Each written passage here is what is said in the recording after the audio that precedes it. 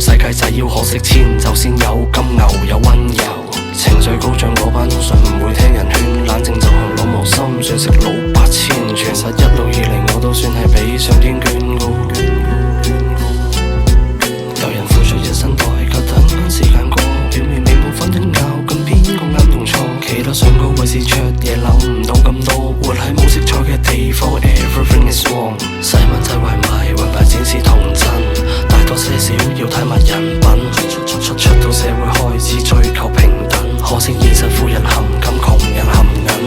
一到年尾特別多人寫千字文，究竟係冇癮，抑或者當我拜咗神？如果我的掌紋堆積了塵，其實應唔應該繼續相信命與運？呢堂梯只會令我爬得更高，講嘢麻煩大聲啲，唔係聽得好到。老土攞本小氣簿，逐不數。喂，咩啊？你話菩提老祖？其實呢個地方啊本身冇乜問題，問題係又貴又細又要多限制。